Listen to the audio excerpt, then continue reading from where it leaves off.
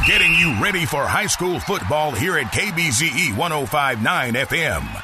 This interview is being brought to you by the Thibodeau Regional Health System, Taco Bell in Morgan City and Bayou Vista, Vita Paint and Supply, AJ Doman Chevrolet, and Conrad Industries. And now, this is Coach Grogan here with Kbze 105.9 The Breeze.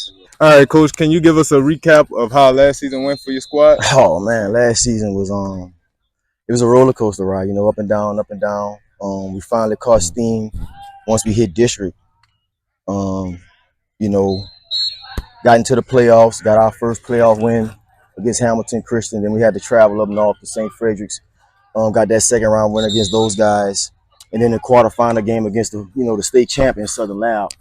So overall, we just graduated 7 seniors. So we have a lot of guys coming back, a lot of returning starters coming back, and we do have a lot of young guys that have experience. So we might have a little bit more depth at some of our skill positions this season compared to last season.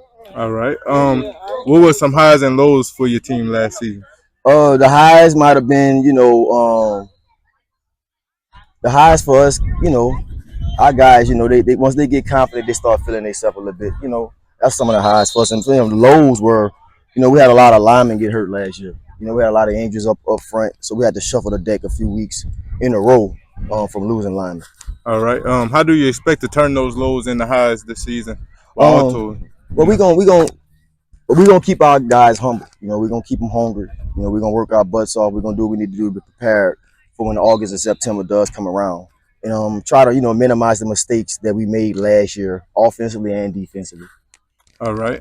Who are some key returning players we should watch out for this upcoming season? We have number 1, Tate Fatno. He's been starting for us since a freshman. Also, we have number 9, Gregory Hamer, the third. He's another one of those guys that have been starting for us since he was a freshman. Up front, we have guys like Drake Terrio, Ryan Bennett, Paul Farmer, Drake Terrio. We got a host of linemen coming back for our team this year. Also, we have some younger guys like Landon Ramagos, who was big for us last year at the wide receiver position. And we're hoping he could step up to fill the void and fill the shoes of Tylen Hollins from last year. All right. Are there any new faces we should expect to see this year on offense and defense? Not really any new faces. Just some of these guys have grown up a little bit more. So you might see their roles increase a little bit more this season. All right.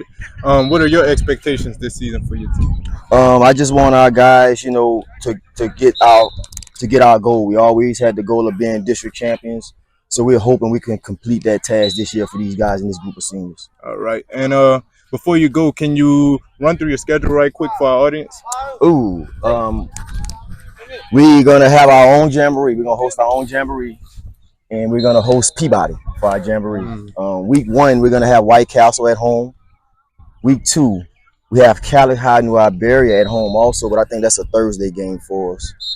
And I think week 3, we go to Bunkie. We get on the road, we travel to Bunkie. I think week 4, we travel to HL Bourgeois. Week 5, I believe we have Central Lafourche at home. I think week 6, we jump in the district at Hanson. I think we go to Hanson at district. Week 7, I think we have Centerville at home. Week 8 is Riverside. We have a bye in the district, so I think week 8 is Riverside for us. Week 9, we go to Generette, and week 10, we host Covenant Christian, last game of the season. All right, I appreciate you for your time. All right, appreciate you guys.